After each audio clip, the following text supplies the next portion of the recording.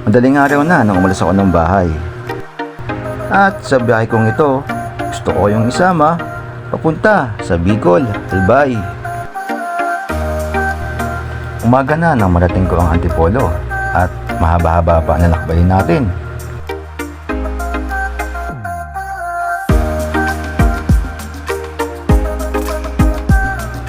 Pagdating ko ng Laguna, may pangyayaring hindi ko inaasahan.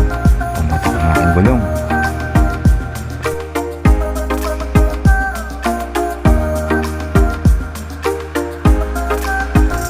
Nung matapos magawa ang aking motor, diretso na tayo. Wala tayong sasayangin ng oras. At sa pagdating ko sa Quezon, lalampasin ko ba? Nadaanan ang Old Sisag Road, o sa mas kilalang Bitukang Manok. Sobrang ganda dito.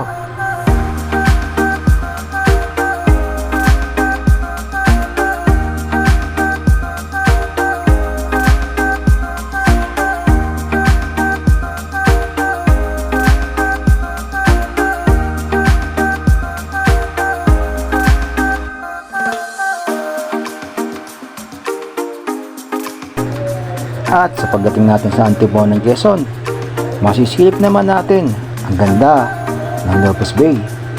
Dito sigurado mamamangha ka sa ganda ng kapaligiran.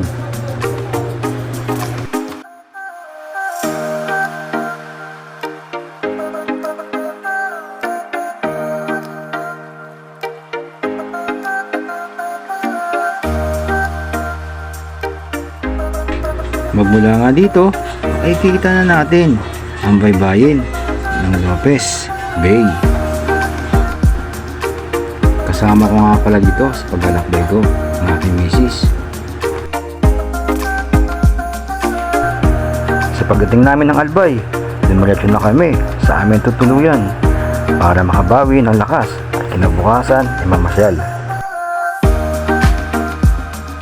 Talaga nga naman napakaswerte namin dahil akalain mo ba naman ang aming tinutuluyan ay kaharap lang ng Bulkan Mayon.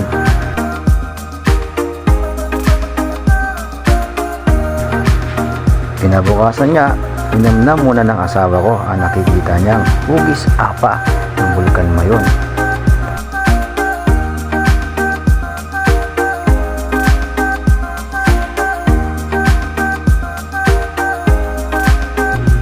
Kumain muna kami sa aming agahan.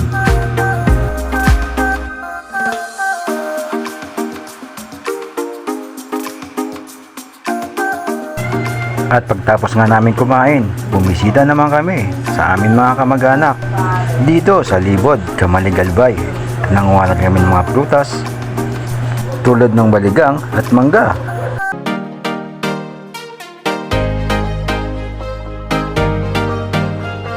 Hindi ko na rin pinalagpas ang pamumulot ng pili. Siyempre, hindi ko na rin papalampasin pagbanding sa aking mga kamag-anak dito sa Bicol.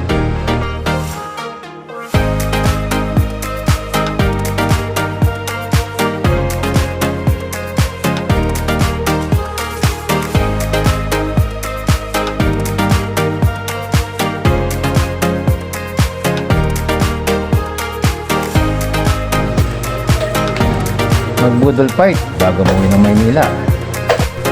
Sobrang saya ng puso ko ang makasama ko ng kamag-anak ko. Ilang taon naman nang nilipas bago ulit kami magkita.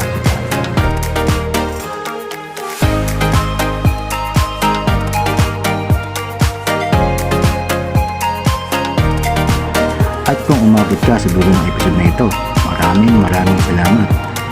At kung nagustuhan mo ang mga ganitong klaseng content, paki-like, share, follow na rin. Siyempre, subscribe.